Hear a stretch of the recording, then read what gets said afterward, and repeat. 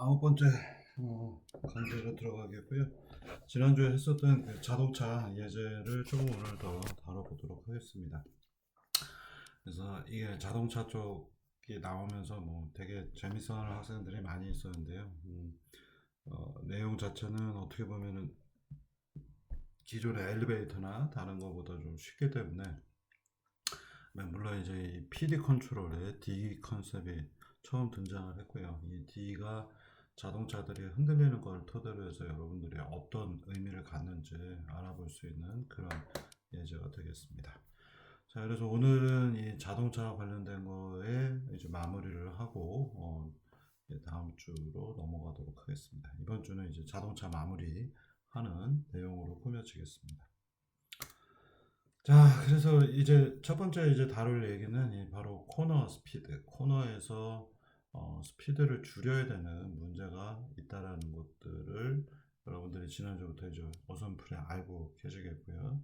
그래서 이제 코너에서의 스피드 문제를 한번 다뤄보도록 하겠습니다.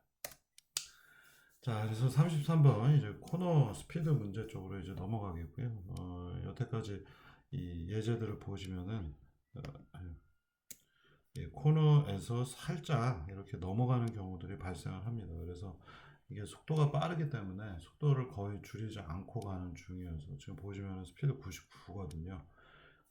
거의 뭐 적당한 레벨에서 이 스피드라고 하는 것들은 튜닝을 해서 놓은 상태입니다만, 그래도 감가속에 관련된 것들은 굉장히 유사하게 넣어서 현재 거의 뭐 속도가 100km 정도, 최대 속도 지금 이 산타페는 100으로 지금 잡아놨는데요. 그래서 이제 스피드가 99까지 올라가 있습니다. 그리고 지금 보시면은 페달은 100%로 밟아 있는 상태이고요. 그래서 최대 속도는 이제 99까지 올라가 있는 그런 영상입니다.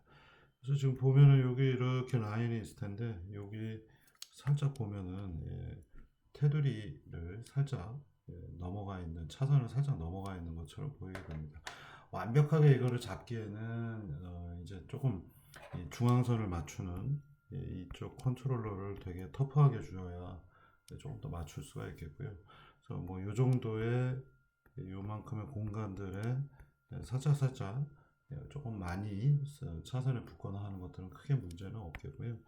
이걸 더 정교하게 푸는 여러 가지 방법이 있겠지만, 여기서는 일단 이쪽 라인하고 이쪽 라인 이렇게 두 가지를 토대로 해서 대충 중앙선이 이쪽에 있다라고 잡았기 때문에 지금 인식하고 있는 차선이 정확히 이 두 가지가 아니고요. 여기하고 여기 이 두 가지를 지금 잡아놓은 상태입니다. 그래서 조금 차선을 넘어가는 건 어쩔 수 없지만, 기본적으로 이 차선을 넘어간다라고 하는 것들은 이제 안전하지가 않은 사고가 날 수 있는 요소가 되겠고요. 그리고 지금 보시면 이제 속도 미끄럼 주의 표지판이 있습니다. 그래서 속도가 굉장히 지금 높은 상태이기 때문에 속도를 코너에서 줄이는 것들이 필요하게 되겠습니다. 그래서 이번 주에 주된 내용 중에 하나는 코너를 도대체 어떻게 우리 이 시스템이 인식해낼 수 있는가, 코너를 뭘로 정의해서 어떻게 코너를 맞닥뜨리게 되면은 속도를 줄일 것인가, 바로 속도를 어떻게 코너에서 줄일 것인가 라고 하는 부분을 모델링을 한번 해보겠습니다. 그래서 코너에 접근을 하게 되면 코너 스피드를 낮추는 부분에 대해서 얘기를 해보겠습니다. 자, 그래서 이제 새로운 질문이 나왔고요. 어떻게 코너를 인식할까라고 하는 부분이 이번 주에 이제 다룰 첫 번째 내용이 되겠습니다. 자, 그래서 L7C5번 예제를 가지고 데이터 L7C5번 예제를 가지고 일부를 변형시켜 가지고 L7C6에서는 데이터들을 그래프로 한번 뽑아 봤습니다. 그래서 이 그래프를 지금 보면요, 오른쪽에는 시간, 그러니까 이 가로축은 시간이 흘러가고 있고요. 그 다음에 여기는 파이, 스티어링 앵글입니다. 그래서 자동차 드라이빙 휠이 얼마만큼, 핸들이 얼마만큼 돌아갔냐라는 거고요. 그러면 이제 여러분들이 이제 이 시스템을 이해를 하니까 처음에 이제 0도에서 시작을 했죠. 그리고 출발하기 전까지 자동으로 이제 센터로 가려고 핸들이 비틀어져 가지고 최대값 현재 마이너스 45까지 왔습니다. 근데 여기에 지난주에 얘기 드린 대로 이제 세츄레이션을 걸어놔서 핸들이 무한히 꺾이는 걸 방지하기 위해서 마이너스 45도 지금 아예 시작도 안 하고 있는 중이에요. 시간은 흘러가고 있지만 차는 제자리에 있는 상태이고 세츄레이션 45도가 걸려 있어서 마이너스 45도보다 더 작아져서 마이너스 뭐 50도, 마이너스 60도 이렇게 되는 거를 막아놓은 형태이고요. 자, 그럼 이제 이 상태에서부터 가속을 이제 페달을 밟았고요. 그래서 페달을 밟으니까 붕 하고 속도가 올라가면서 출렁출렁 했고요. 그 다음에 뭔가 한번 꺾였다 올라가고 또 꺾였다 올라가고 이런 패턴들이 생깁니다. 그러니까 여러분들이 지금 이 그래프를 보시면은 패턴들이 보이고 있는데요. 이 패턴들이 어떻게 등장을 했는지 실제 데이터하고 비교해서 보시면 이제 좀 이해가 쉽습니다. 맨 처음에 여기서 출발을 했고요. 핸들을 마이너스 45도까지 갔으니까 오른쪽으로 가려고 틀은 상태예요. 그래서 센터를 맞추면서 그 중간중간에 얘가 흔들 한 거죠.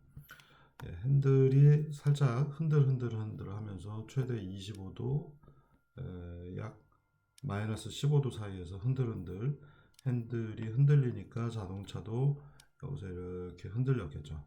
그리고는 잘 이제 가기 시작을 하다가 붕 가다가 핸들을 마이너스 45도 근처로 확 꺾었습니다.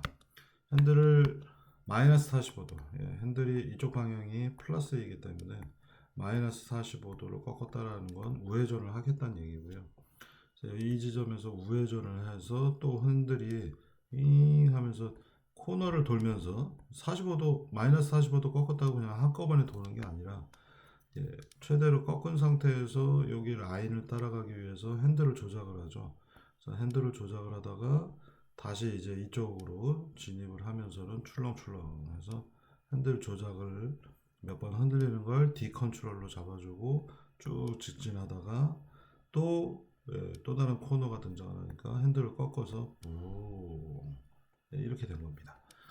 그래서 이 데이터들을 보시면은 이 데이터 안에는 뭔가 패턴이 있네. 이 그림만 보고도 나는 어디가 코너인지 대충 알겠네. 이런 생각이 들겠고요. 지금 보시면 여기가 이제 코너를 돌리는 시간 요만큼입니다. 여기까지 요 간격 대략적으로 보면 약 1000에서 한 1800, 1900 정도 되는 것 같아요. 그래서 약 한 800 이 숫자로 보시면 시간축에서는 한 800 이 정도 가면은 턴을 해야 되는 지점이 나왔고요. 또 요 지점부터 시작해서 여기까지 같이 보면은 이번에는 좀 짧아가지고 약 500에다가 되게 작죠. 한 600? 요 정도의 구간이 나타나고 다시 여기서부터 여기까지 잘라보면은 아까하고 비슷하게 한 800 정도 되는 것 같습니다. 자, 왜 이렇게 이 간격이 또 여기 600? 이 정도 이렇게 짧아지는 이유는 뭘까요? 그러니까 지금 이 간격을 보시면은 여기에서 첫 번째 턴을 하고서 붕 가는 동안에 길게 가고요. 그 다음에 꺾으면은 또 짧게 갔습니다. 이렇게 짧게 갔고 다시 붕 길어지죠. 이렇게 가고 다시 짧아집니다.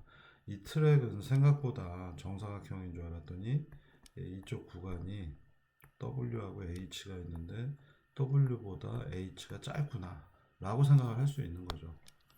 실제로 그런지는 저도 확인을 안 해봤는데 아마 맞을 겁니다. 그래서 이 데이터 시간으로 보면은 길었다가 짧았다가 길었다가 짧았다가고요. 요 구간과 요 구간이 두 개가 거의 같고 이게 두 개가 같기 때문에 합리적인 이유는 세로 길이가 가로 길이보다 좀 짧구나 이렇게 생각할 수가 있겠습니다. 자, 그래서 이 패턴이라는 것들을 이제 이 안에서 이제 보게 되겠고요. 그리고 인간이 지능형 존재인 대부분의 그 강력한 특이점 중에 하나는 이 패턴 찾는 거에 굉장히 특화되어 있습니다. 그래서 그 패턴이 여러 가지 종류가 있을 텐데 되게 복잡한 시스템 안에서 패턴을 찾아내는 것들이 인간이 잘하는 일 중에 하나이고요. 고등 생명체들이 잘하는 것 중에 하나가 되겠습니다. 자, 그래서 여러분들은 지금 이 안에서 뭔가의 패턴이 있다는 걸 알았고요. 뭔가 0도 주변에 있다 갑자기 핸들을 확 꺾고 확 꺾고 확 이렇게 꺾으면 코너가 있구나. 그리고 코너를 돌고 나서는 핸들을 다시 원점으로 맞추려 하지만 차가 흔들리니까 핸들을 거기에 맞춰서 출렁출렁 흔들어서 중심을 잡아주는 이런 과정이 되어 있습니다. 그러면 코너라고 하는 것들은 핸들이 많이 꺾이는 데구나. 네, 이렇게 생각을 하실 수 있는데요. 이건 이제 좀 조심해야 되겠죠. 왜냐하면 이 라인을 따라가는 시스템에서 라인이 구부러졌기 때문에 핸들을 튼 거잖아요. 핸들을 틀었기 때문에 코너가 있는 게 아니라 코너가 있으니까 핸들을 틀은 겁니다. 그래서 두 가지의 인과관계가 다릅니다. 코너가 있었기 때문에 핸들 값을 드라이빙 휠을 예, 드라이빙 휠을 꺾은 거예요. 그래서 드라이빙 휠을 핸들을 꺾었다고 거기에 코너가 있다 라고 하려면 무조건 코너가 있으면 무조건 핸들을 꺾는다라는 원칙이 필요한 겁니다. 그래서 이게 하나의 룰이 되겠고요. 그런데 코너가 있는데도 핸들을 안 꺾을 수도 있죠. 왜냐하면은 뭐 갖다 박을 수도 있는 거고요. 코너가 있으면은 살아남기 위해서는 핸들을 꺾어야 되지만 핸들이 꺾였다고 해서 그게 반드시 코너가 있다라고 하기는 좀 어렵습니다. 왜냐하면 이 사이에 이렇게 가는데 갑자기 여기 장애물이 나타나면 핸들을 확 꺾어야 되겠죠. 코너가 없어도 핸들을 꺾을 수 있습니다. 그래서 여러분들이 그 명제라는 것들을 옛날에 배우셨을 텐데 코너가 있으면 핸들을 트는 건 맞는데 핸들이 꺾였다고 거기에 코너가 있다라고는 얘기하기가 어렵습니다. 그래서 이거는 그러면 쓸 수가 없네 라는 생각이 드는 거고요. 왜냐하면 핸들의 각이 꺾여 있다고 여기에 코너가 있다라고 명확하게 얘기하기는 좀 어렵습니다. 자, 그러면은 이제 또 다른 걸 한번 비교를 해볼게요. 핸들을 얼마나 꺾었는가가 파란색 라인이 되겠고요. 이번에는 이 각도, 차선의 각도를 빨간색으로 표현했습니다. 그래서 예전에 그 자료를 보시면은 이렇게 꺾이는 부분이겠고요. 이렇게 쫓아갈 때 요 왼쪽 또는 오른쪽에 있는 차선의 각도를 같이 한번 출력을 해 봤습니다. 그래서 차선의 각도가 코너하고 어떤 관계가 있을까? 이런 부분들을 좀 쫓아가 보는 거고요. 자, 바로 이 부분입니다. 뭔가 코너가 하나가 등장을 했죠. 그래서 뭔가 핸들을 꺾었고 다시 맞춰 들어가는 과정인데 이때에 빨간색으로 표현되어 있는 차선의 각도를 보시면은 이 부분 좀 확대해서 이쪽 그래프에서 보세요. 파란색이 핸들 각도이고요. 분명히 여기서부터 코너링을 시작하는 부분인데 그때 드라이빙 휠은 파란색으로 휙 하고 떨어지지만 코너의 차선의 각도도 잘 이렇게 유지되다 휙 하고서 작아지기 시작을 하죠. 그러면은 이 차선의 각도가 뭔가 이렇게 일직선으로 가다 휙 이렇게 꺾였다는 얘기죠. 지금 마이너스 쪽으로 갔기 때문에 여기가 0이고 여기가 마이너스 5 정도 됩니다. 이게 꺾였다라는 증거, 차선이 마이너스 쪽으로 꺾였다라는 건 차선이 이렇게 가다가 이쪽 방향으로 이게 플러스 방향이니까 이쪽으로 마이너스 방향으로 5도만큼 꺾였구나. 그러면 이 차선이 꺾이는 정도를 보면은 차선이 꺾이는 정도를 보게 되면은 이게 코너의 증거가 아닐까라는 생각을 할 수가 있겠습니다. 그래서 또 다른 구간에서도 보시면요. 이 부분에서도 역시 빨간색이 휙 하고 떨어집니다. 그래서 이 빨간색 차선이 꺾이는 거에 맞춰서 핸들과 파란색도 꺾이고 있는 것이라고 일단 생각을 할 수 있겠습니다. 자, 그러면은 이 스티어링 앵글 파란색하고 빨간색 차이에 굉장히 큰 차이가 벌어져 있죠. 지금도 보시면요. 대부분 이 차이들이 뭔가 있는데 어느 정도 차이가 있지만 얘네 두 개를 직접적으로 비교하는 건 어딘가 좀 애매합니다. 왜냐하면 아까 얘기 드린 대로요. 차를 운전을 하는데 브릉 하고 오른쪽으로 우회전을 해야 되는데 차선이 이미 꺾이기 시작을 했습니다. 그런데 핸들은 안 꺾을 수도 있겠죠. 그래서 차선이 삐뚤어지면 이게 과연 코너라고 생각할 수 있는가? 코너를 체크하기 위해서 예를 들면 현재의 파이값, 여기 파이값이 핸들 각도가 되겠고요. 세타 레프트는 이 왼쪽에 왼쪽 차선의 각도를 얘기합니다. 그래서 차선의 각도하고 핸들의 각도 사이의 차이점이 특정한 값보다 커지면, 지금 보면 굉장히 커져 있죠. 빨간색하고 파란색이 커져 있는 지점이 바로 이 부분이고, 여기도 어느 정도 차이는 있습니다만 여기서 굉장히 커져 있죠. 이 큰 것을 코너라고 사용하면 어떨까라고 처음 생각을 해봤습니다. 자, 그런데 이 코너라고 하는 것들은 저 핸들을 크게 틀지 않으면, 그러니까 파란색은 사실 이렇게 통과해서 갈 수도 있거든요. 이건 대형 사고가 나는 거겠지만, 핸들을 꺾지 않으니까 이렇게 여기를 따라가야 되는데 그냥 이렇게 가도 되겠죠. 근데 그때 스티어링 앵글은 직진을 하겠지만 코너 앵글은 각도가 차이가 있을 테니, 이때는 코너를 명확하게 인식하기가 어렵기 때문에 이 파란색하고 비교를 한다는 건 어딘가 어불성설인 겁니다. 그래서 코너가 있어서 핸들을 튼 것뿐이지 사용자가 틀은 거지, 이 차선의 각도와 핸들 각도 간의 사이에는 여전히 관계가 있는지 아닌지 조금 말하기가 어렵습니다. 그러니까 코너에서는 사람이나 또는 이 LFA 모듈이 핸들을 꺾었을 뿐이지, 핸들과 차선의 각도 사이의 차이가 과연 코너의 존재를 얘기하는가 라고 하면 얘기하기가 조금 애매하게 되겠습니다. 자, 그래서 이제 이 데이터를 계속해서 분석해 보도록 하겠습니다. 그래서 뭔가 변수들의 각도들을 지금 비교를 하고 있는 중이고요.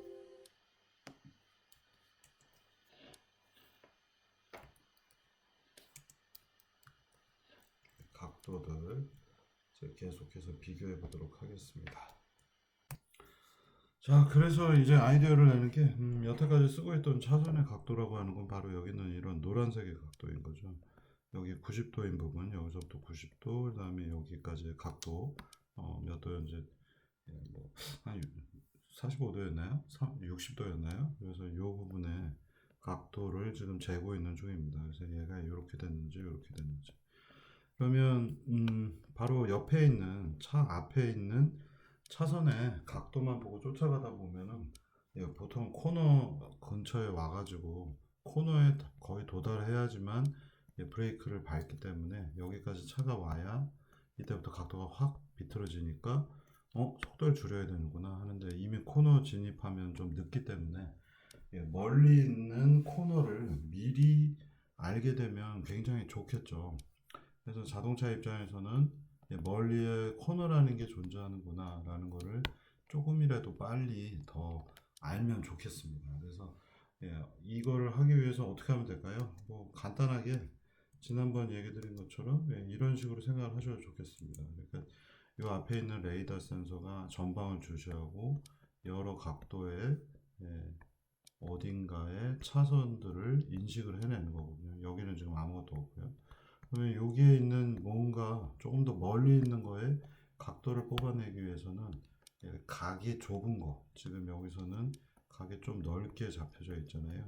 근데 더 좁은 각도에서 좁은 각도에 있는 차선의 존재를 알아내게 된다면 좀 더 멀리 있는 각도들을 추출하기가 좀 수월할 겁니다. 그래서 지금 보시면은 아주 간단하게는 아주 멀리 있는 녀석을 알게 되면 각이 조금 더 빨리 꺾이게 된다라는 것을 여러분들이 이 그림상에서 알게 되실 거고요.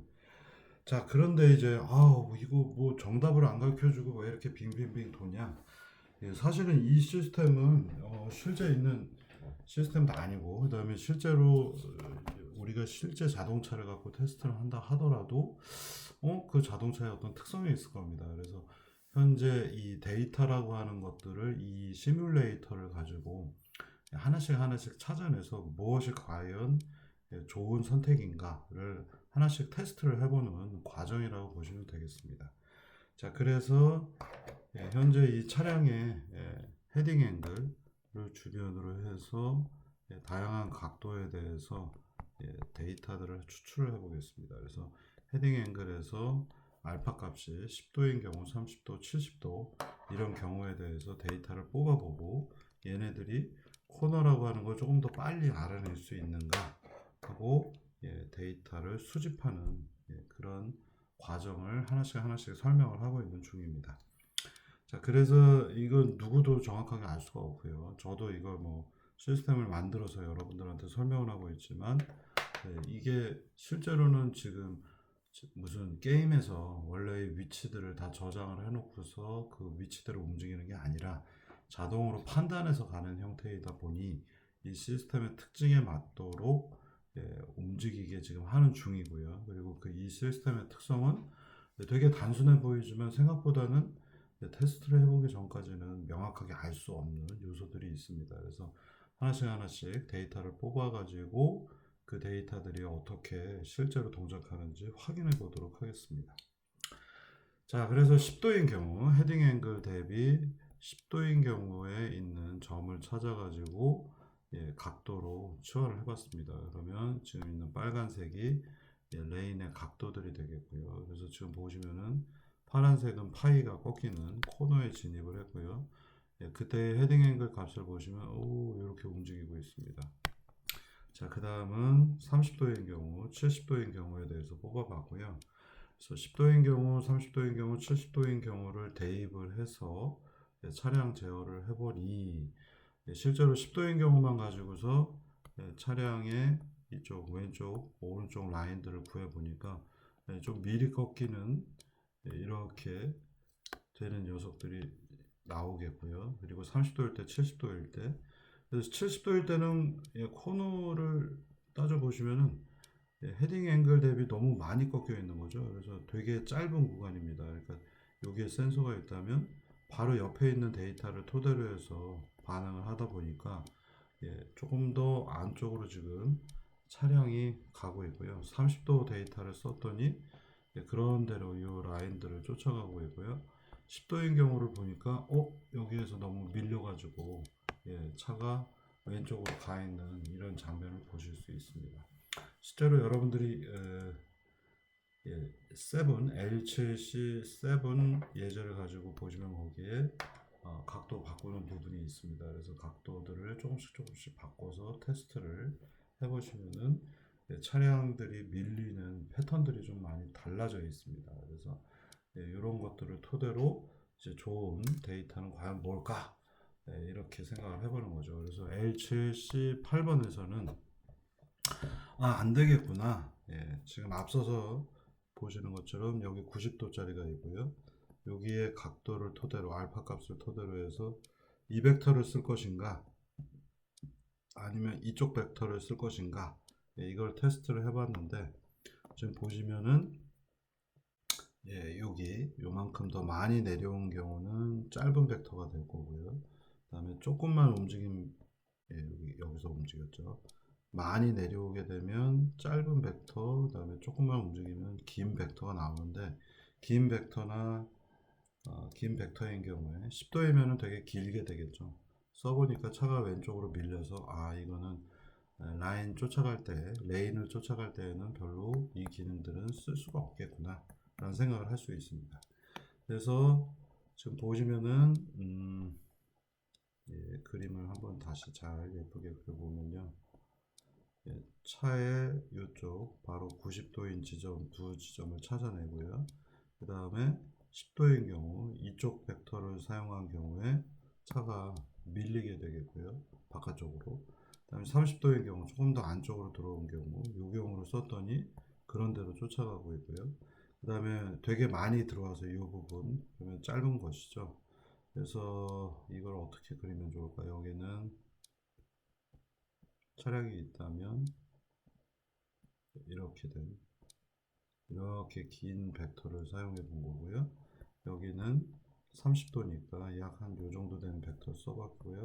70도는 헤딩 앵글에서 많이 들어왔기 때문에 되게 짧은 벡터를 쓴 거죠. 여기 짧은 벡터를 썼고 얘는 조금 긴 벡터, 그 다음에 여기는 굉장히 긴 벡터를 썼는데 긴 걸 쓰면 좋을 줄 알았는데 반응이 더 느려져 가지고 바깥쪽으로 밀리는 걸 보실 수 있고, 짧은 벡터를 썼더니 과격하게 각도들이 변하니까, 요 의미를 잘 생각을 해보시면은요, 자동차가 있는데 자동차에서 이렇게 라인이 꺾일 때 미리미리 크게 꺾이는 각도를 쓰니까 이 각도의 변화가 크지가 않아서 되게 길잖아요. 이게 기니까 공류를 따라서 계속 이런 식으로 각도가 천천히 변하는 것처럼 보일 겁니다.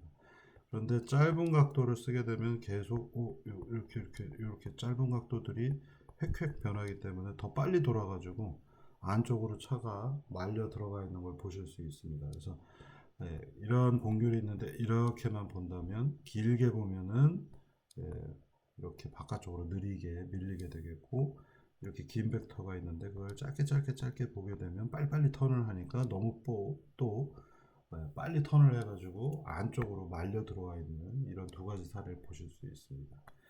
자, 그래서 이 전략은 그렇게 좋은 전략이 아니구나.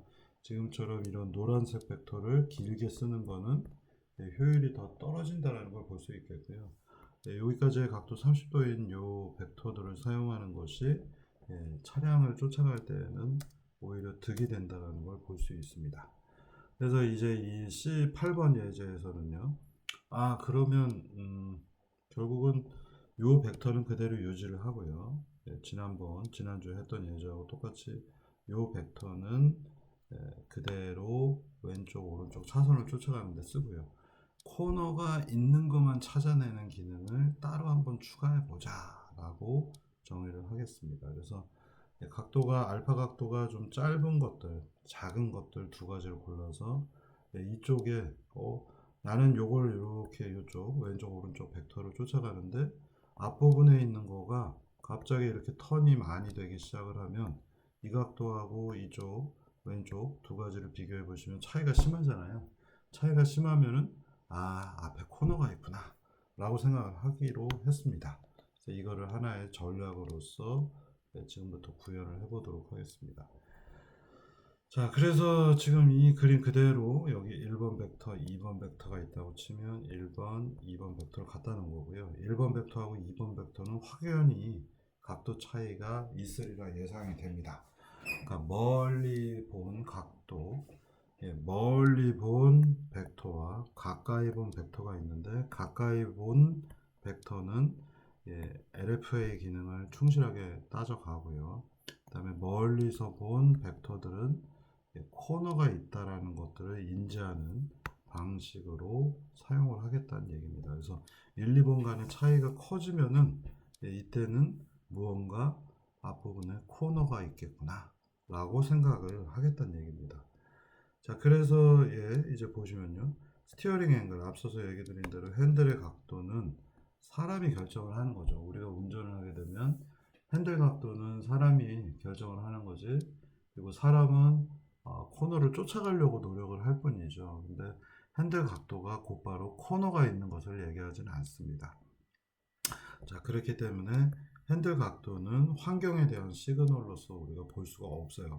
그러니까 사람의 경우에는 코너가 있을 때 핸들의 값을 바꾸려고 하지만 핸들 자체가 코너를 얘기하냐는 건 완전히 별개의 얘기가 되겠습니다. 그래서 이제 핸들 각도, 스티어링 앵글은 어떤 코너의 존재를 찾는데 사용하지 않겠다라는 얘기가 되겠고요. 그래서 앞서의 수식을 보시면은 왼쪽 차선의 각도와 핸들의 각도를 가지고 코너를 인식하려고 했는데 이거는 좀 아닌 것 같고요. 이 전략은 포기했고, 이제 멀리 있는 왼쪽 각도하고 가까이에 있는 왼쪽 각도, 이 두 가지 사이에 1번과 2번의 차이가 있을 때에는 코너가 있구나, 브레이크를 걸어야겠구나 라고 생각하기로 전략을 수정해 보겠습니다. 자, 그러면 이제 데이터를 한번 뽑아 보도록 하겠습니다. 그래서 파란색은 앞서서 얘기 드린 대로 스티어링 앵글 파이 값이 되겠고요. 파이가 되겠고요. 자, 빨간색은 왼쪽 차선을 쫓아갈 때 쓰는 정보 각도가 되겠습니다. 자, 그 다음에 초록색은 뭐냐? 앞서서 보신 것처럼 멀리 있는 이때의 벡터의 각도를 의미합니다. 그래서 초록색이 멀리 있는 거를 뜻합니다. 네, 앞서서 여기 보시면 distant, 멀리 있다라는 의미가 되겠습니다. 그래서 그냥 left는 가까이 있는 거, left distant는 먼 거리에 있는 벡터의 각도가 되겠습니다. 자, 그래서 이렇게 전략을 짜놓고서 보니까 데이터가 정말로 되는지 확인을 해봤더니, 이제 파란색은 잊어버리시고요. 파란색을 안 쓰겠다고 했잖아요. 초록색하고 빨간색의 차이가 많이 벌어지면 그 부분에 코너가 있다 라고 얘기할 수가 있겠습니다. 그래서 코너 주변에서는 지금 빨간색 그대로 보시면요, 이렇게 쫓아간다 치면 여기에 차가 있으면 빨간색 데이터는 바로 여기에 있는 각도들이죠. 그 다음에 초록색 데이터는 이쪽에 있는 데이터들이 되겠습니다. 그래서 여기 빨간색 가까이 있는 것과 멀리 있는 것, 초록색 간의 간격이 벌어진 곳이 바로 코너구나 라고 정의를 할 수가 있겠습니다. 그래서 이제 파란색 데이터를 보지 않고도 요 가까이에 있는 벡터와 멀리 있는 벡터 두 가지 사이 갭이 이렇게 벌어지는 걸 보면, 이 부분이 코너구나 라는 것을 이해할 수가 있겠습니다. 자, 그러면 이제 이렇게 데이터를 뽑아냈으니 빨간색하고 파란색, 초록색, 빨간색하고 초록색의 간격이 벌어지기 시작하면 반드시 여기에는 코너가 있는 것이기 때문에 이 간격이 특정한 값 에타보다 커지면은 속도를 줄여야겠구나 라고 전략을 수정해 보도록 하겠습니다.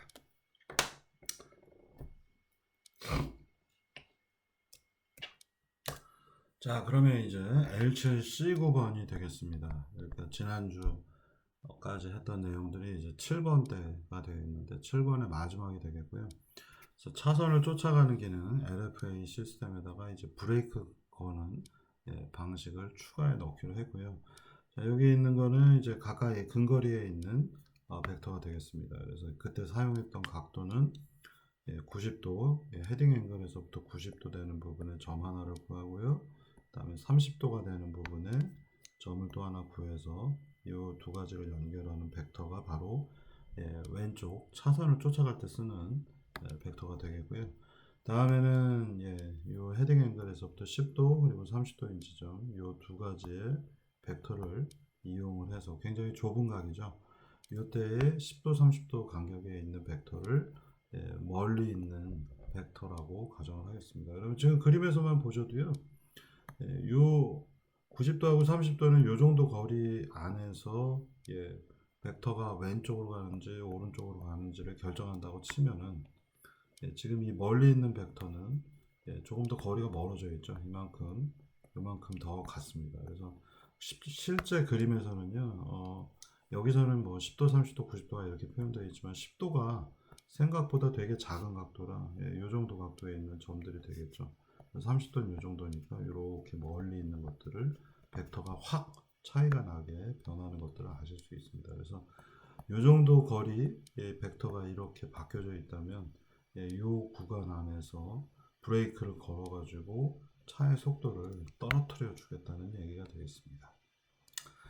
이런 거 말고는 코너를 빨리 인식하는 방법이 없나요? 뭐 다른 데 있을 수도 있겠습니다만 이 거리 센서들 위주로 표현을 해서 코너를 인식하려면 별로 그렇게 좋은 방법이 없을 겁니다. 왜냐하면 바깥쪽으로 치우치는 것들도 고려를 해야 되기 때문에, 그러니까 차가 이 레인 바깥쪽으로 나갔을 때는 아무것도 안 걸리니까 이런 부분들을 따진다면 최대한 이 각도들을 조정을 해서 멀리 있는 벡터들을 빨리 찾아서 코너의 존재를 찾아내는 게 유리할 것 같습니다.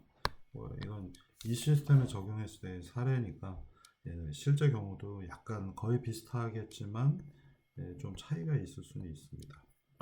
자, 그래서 이 조건을 만족을 하면 지금 여기 보시면요, 제가 아주 심플하게 잡았습니다. QL left distant입니다. 멀리 있는 벡터를 토대로 해서 각도를 구해봤고요.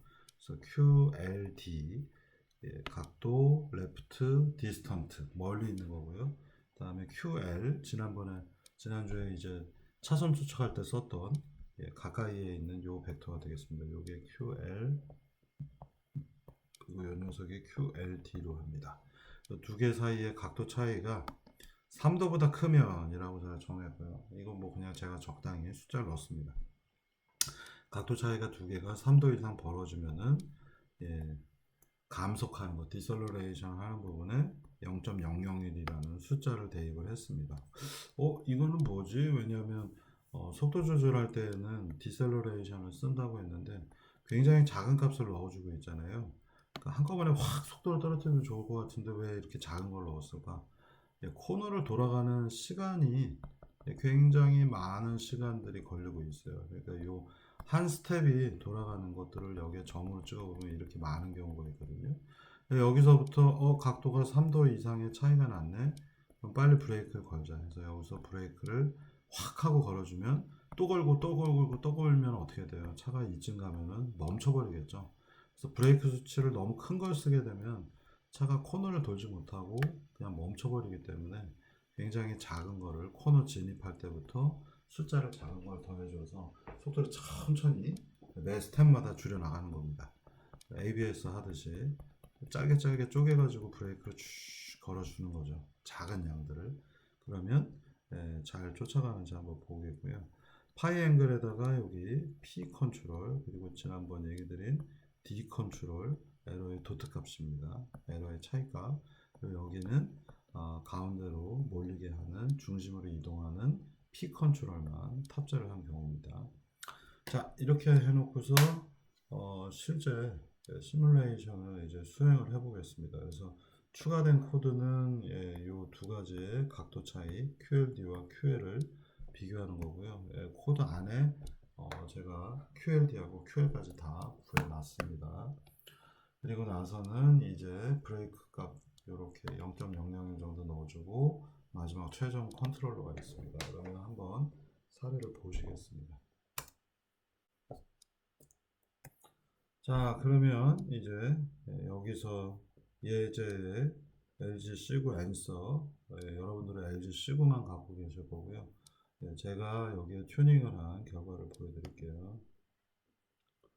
자, 이제 차는 시작하자마자 페달 풀로 밟고요. 속도가 이제 점점점 올라갑니다. 그래서 코너 쪽으로 이제 다가가기 시작을 하고요. 가까이에 있는 벡터와 멀리 있는 벡터 두 가지 사이의 차이 값에 따라서 이제 인식을 하는 순간 인식했죠.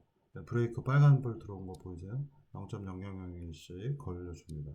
그래서 속도를 줄이면서 58까지 떨어졌고요. 이제 페달을 풀로 밟았으니까 이제 최고 속도로 치다다 올라가야겠죠. 85, 88, 90, 99까지 올라갔습니다.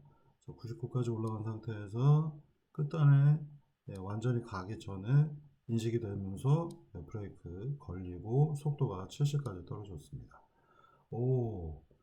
저는 이 예제를 볼 때 코너에서 디텍트 돼서 브레이크를 자동으로 거는 걸 보는 순간 소름이 살짝 끼쳤었는데 네, 여러분들도 한번 LG C9 예제를 가지고요 여러분들이 돌려보시면은 어느 정도의 성능이 나옵니다.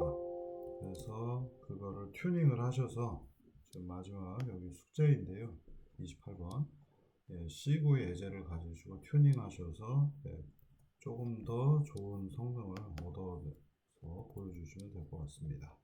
생각보다 뭐 튜닝 조금만 하시면 되기 때문에 어려운 숙제는 아닌 것 같고요.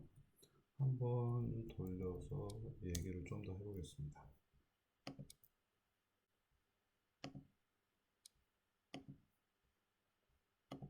에디트 EXARP LG L7C9 돌려보시면요.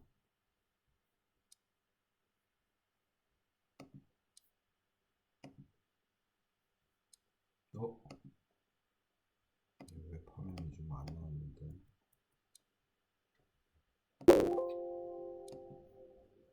자, 이제 한번 돌려보겠습니다. 속도 최고로 올렸고요.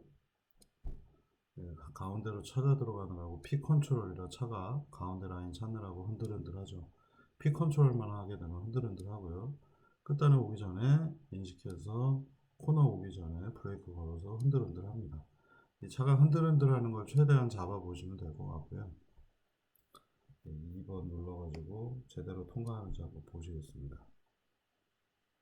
가운데 라인 찾았고 살짝 나갔죠. 나가는 것들을 컨트롤을 조금 더 잘 하셔가지고 안쪽으로 잘 빨려 들어오게 만드시면 될 것 같습니다.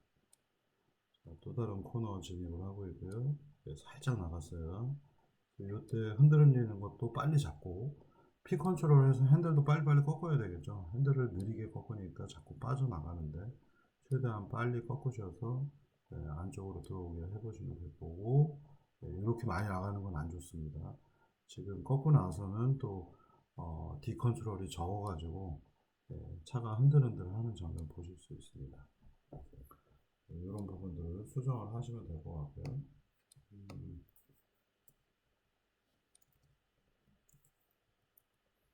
이거는 제가 튜닝을 해놓은 결과인데 보실게요.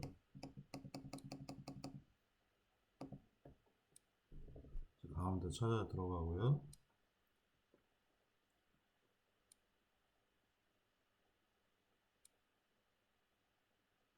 튀어나가는 걸 최대한 억제하기 위해서 속도가 좀 많이 줄었습니다. 브레이크 수치들도 조금씩 바꾸셔가지고 최대한 안쪽으로 빨리 들어오게 하시면 되겠고요. 살짝 라인에 걸치는 거는 크게 문제가 없을 것 같습니다. 그래서 이건 조금 많이 나갔네. 이렇게 흔들림이 최소화되게 핸들을 꺾고 나서 흔들리는 것들이 좀 적어지도록 이렇게 잘 만드시고, 코너 관련된 숫자들 최대한 잘 조절을 하시면 될 것 같습니다. 그래서 핸들 지금 잘 꺾고 있고 속도를 좀 많이 떨어뜨렸죠. 60까지도 떨어졌었고요. 그래서 이제 코너를 돌면서 브레이크 걸고 아주 빨리, 살짝 벗어나더라도 빨리 안쪽으로 들어오도록 튜닝해 주시면 될 것 같습니다. 그래서 원래 이 차가 지금 조금 커가지고 완전히 코너에서 살짝 벗어나지 않게 하는 것들은 쉽지 않을 것 같고요. 여러분들도 대신에 이제 코너를 돌고 나서 빨리 차가 흔들림이 없도록 피 컨트롤만 걸어주시면 많이 흔들리고 D를 좀 올려서 D값들을 올려야지 안쪽으로 좀 빨리 들어오게 될 것 같습니다. 이런 부분들을 최대한 튜닝 하셔가지고 이 숙제에 원하는 바를 달성하시면 될 것 같습니다. 그래서 여러분들 튜닝을 최대한 하셔서 잘 안 나가게 이렇게 만들어 갖고 오시면 되겠습니다.